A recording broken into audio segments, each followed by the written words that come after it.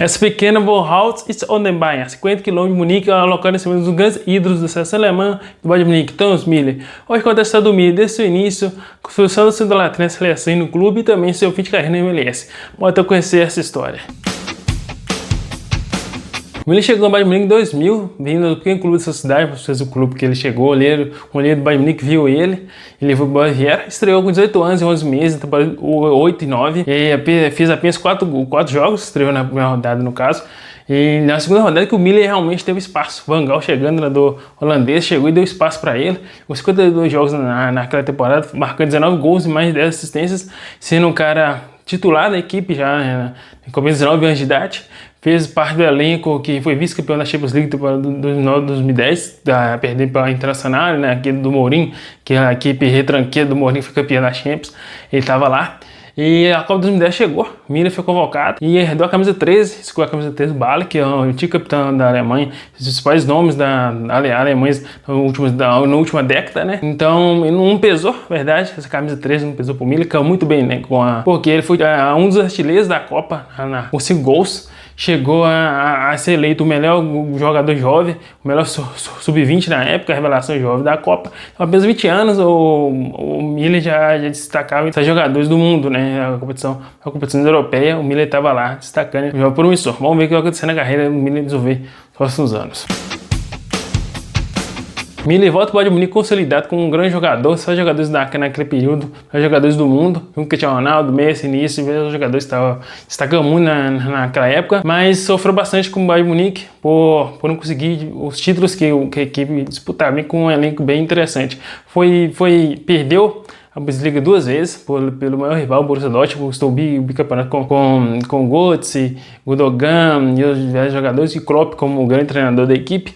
Viu o Schalke 04 e o Borussia conquistar a Copa da Alemanha também, e perdeu a Champions League 11-12 em casa na arena do Bayern, perdendo pro Chelsea, né, que gol no finalzinho, Drogba. Então a equipe teve esse trauma nesse período muito difícil para os torcedores e para a equipe, e para o Müller também, mas a temporada 12-13 chegou. E aí mudou as coisas de vez mesmo, porque o Bayern conquistou a Bundesliga e conquistou a Copa da Alemanha, chegou no final da Champions, tendo uma redenção agora com o seu rival, o Borussia Dortmund. As equipes eram as maiores equipes da Europa naquele período, e o Müller se destacou muito nessa final. Com o Barcelona, acabou com o Barcelona, tanto principalmente em casa, 2 gols, e Camp Nou também, com Messi, Iniesta e Xavi, não deu por Barça passar. O Müller deu assistência também na Camp Nou, chegou na final, o Müller não brilhou muito, um jogo muito truncado também. Eu até lembro esse final, estava assistindo. Eu quero que você comente aí se você estava assistindo o final da Bayern Munique e Borussia Dortmund 12-13, né, naquela Champions, e qual equipe você torcia naquela época, pro Bayern ou pro Borussia, que vai ganhar Champions. Na final acabou o Robben sendo o cara decisivo. Müller, como eu falei, não fez muita coisa, mas o importante é que conquistou a Champions, né? Ele conquistou a sua primeira Champions, tem duas disputadas com apenas 20 e poucos anos. O Müller já estava conquistando, né, um grande troféu para sua carreira.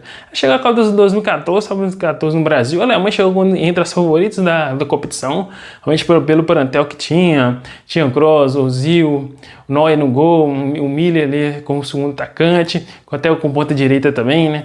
Então a Alemanha chegou realmente para competir entre os pais e não se decepcionou com ser eliminada pela Argélia nas oitavas, mas chegou nessa final, jogo trágico mesmo, que o Brasil tomou essa sapecada, que foi 7-1, e o Müller tava lá na competição, tava lá no campo, né, fazendo gol, e assim ele marcou seu 5º gol na competição, chegou a 10 rodadas, 10 gols em 2 Copas, se tornando o terceiro maior jogador alemão a marcar gols em Copas, atrás do Gerd Müller, principal atacante do Bayern Munique e da seleção dos anos 70, e 6 gols do Kroos, que tinha feito gol também contra o Brasil, e ele estava então a poucos passos se tornando o jogador alemão com mais gols nas competições europeias, na Copa do Mundo, né? Provavelmente ele ia jogar mais nas 2 Copas, da Copa de 22, então é grande chance. Então ele levantou o título pela seleção alemã e sendo peça importante dentro dessa equipe. Então esse foi o período do Müller até 2014. Se você chegou até essa parte do vídeo, já curtiu esse conteúdo, manda seus amigos, compartilha, inscreve e ative o sininho de notificação para perder os próximos vídeos. Vou lançar os vídeos relacionados a jogadores históricos. Essa semana tá na Bundesliga também.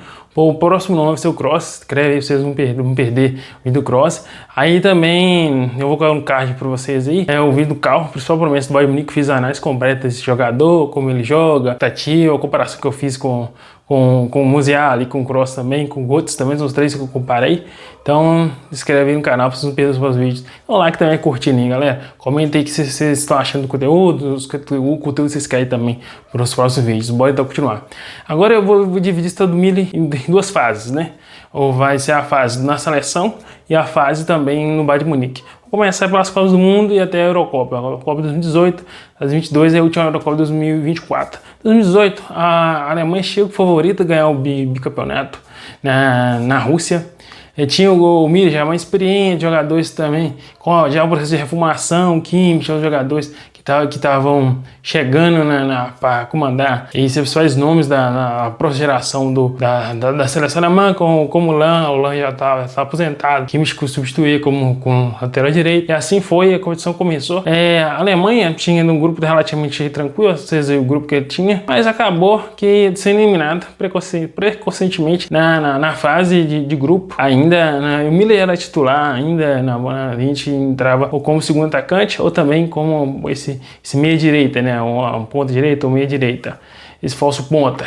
Ele foi titular, mas fez pouca coisa realmente nos 3 jogos da Alemanha, que a Alemanha foi eliminada, perdendo o jogo da Coreia do Sul, que foi um jogo vergonhoso. Hein? Eu assisti a Copa e eu não esperava que a Alemanha tenha perdido a Coreia do Sul. A Coreia do Sul trazendo o Song e os jogadores também, mas foi o plantel, foi no papel, a Alemanha era muito melhor, né? Então o Miller fez pouca coisa nesse jogo, nos 2 jogos também, ele não fez nada basicamente na Copa 2018, mas jogou, deu assistência e viu a equipe sendo eliminada, tendo a pior campanha da história de todas as Copas na fase de grupo.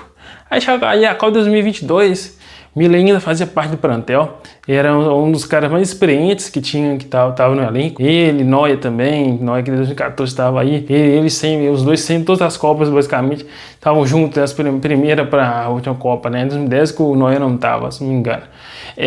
Mas o Miller também, nessa fase já começou a ter um pouco mais de espaço como titular, depois virou reserva, já que alguns jogadores que já estavam se consolidando na seleção, com o Musiala, o Havertz também, que tinha destacado no Leverkusen, já estava indo pro Chelsea e os clubes também queriam passar mais para frente, né? Então o Miller já era um jogador experiente para fazer parte do elenco, mas não como titular, mas veio um pouco de espaço desenvolver da competição. Mas a equipe tinha, a principal equipe concorrente era a Espanha, dentro desse grupo, mas conseguiu empatar com a Espanha. Um jogo interessante, dentro do jogo, até lembro, estava assistindo esse jogo também.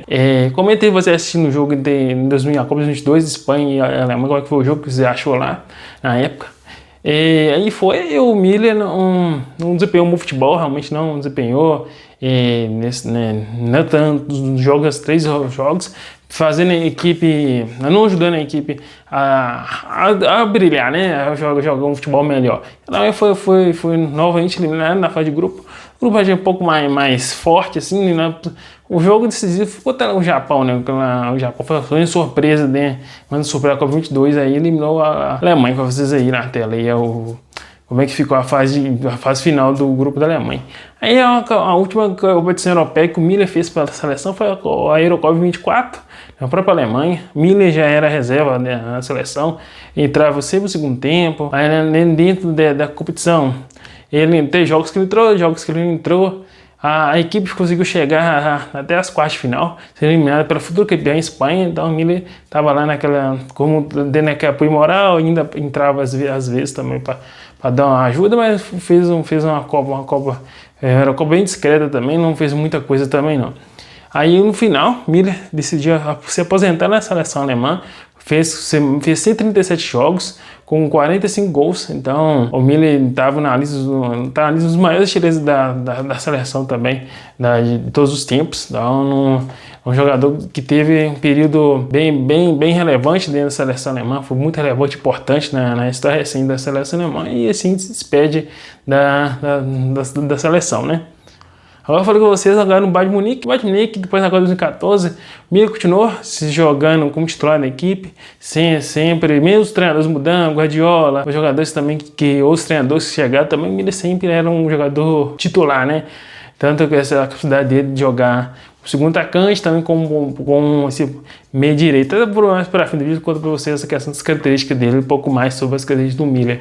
Mas acabou que começou o período da hegemonia. O Miller fez parte daquele período da construção da hegemonia do Bayern na Bundesliga.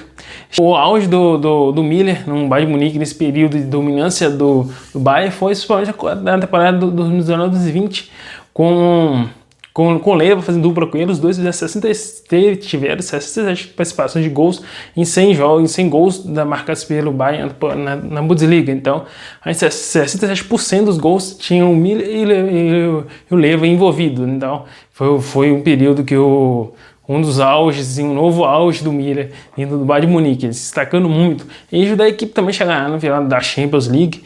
A Champions League um pouco mais discreta, mas de grande importância também do Miller.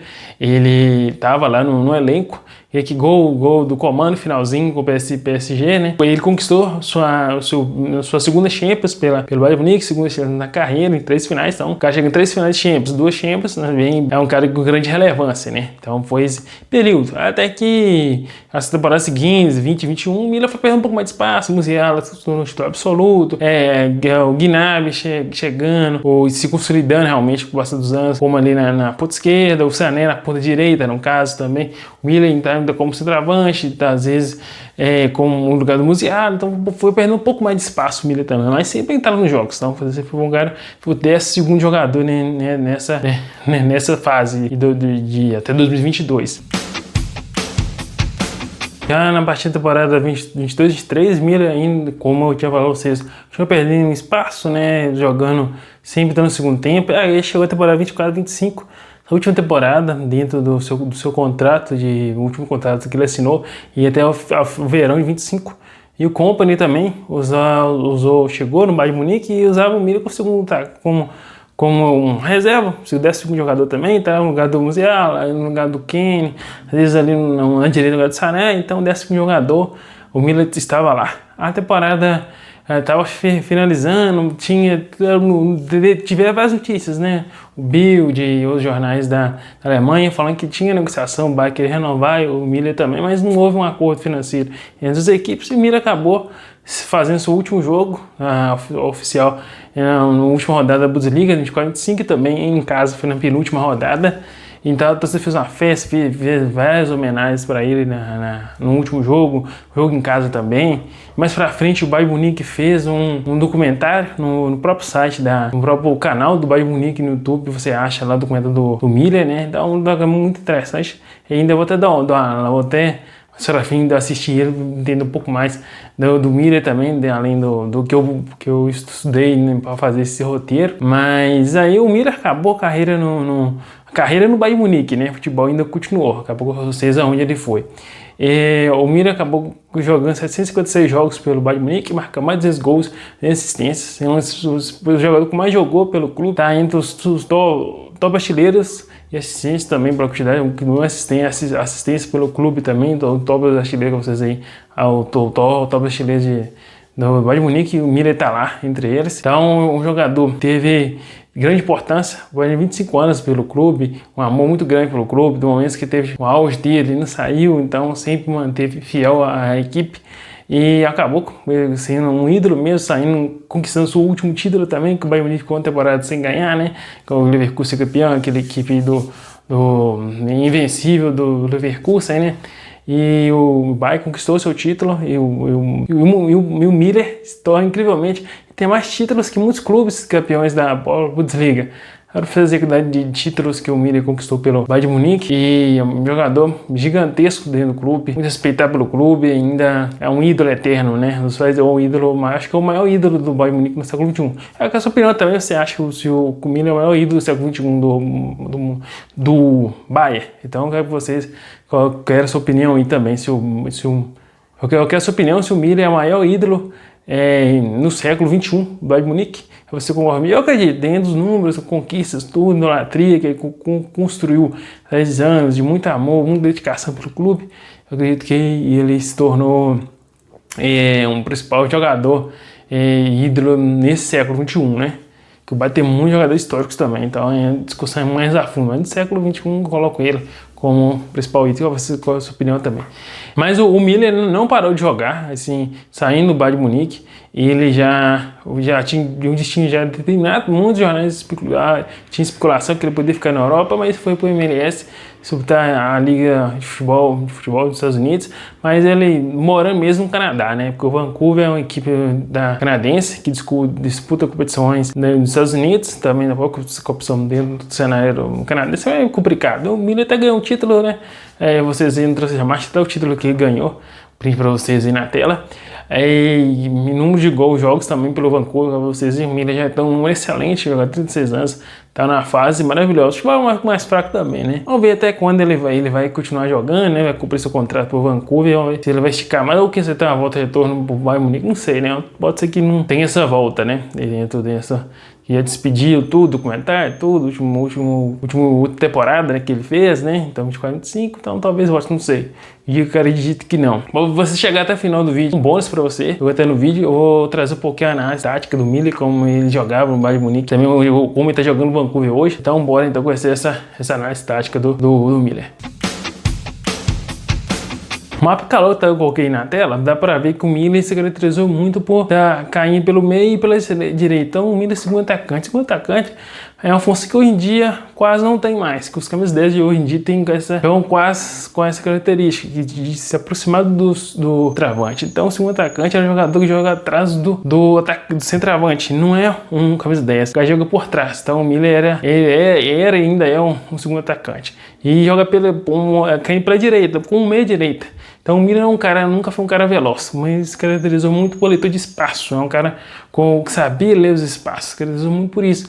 Então você não vai ver lances com o Müller com dribles bonitos, lançamentos, passos longos. O Müller não se caracterizou por isso. O Müller caracterizou por essa leitura de espaço. Então no mapa de calor, vocês veem que ele circulava do centro para a direita, então ficava esses principais pontos. Os pontos vermelhos vão destacar mais, os amarelos um pouco menos. Então o Müller se caracterizou muito por isso, por essa movimentação, tanto na última temporada e também na temporadas anteriores. Já agora no Vancouver, a gente percebe a diferença que o Müller está tendo mais liberdade, né? Porque praticamente essa parte do meio para frente, o Müller está jogando solto, muito solto. Agora jogando, caindo um até pela esquerda, que normalmente dentro da sua carreira em si, ele nunca foi muito cair pela esquerda, né? Cair esporadicamente. Mas agora no Vancouver está circulando bastante, caindo pela esquerda, pelo centro e pelo meio. Então dando uma liberdade criativa para ele, aproximação de chegar na área também. Então o Müller tem essa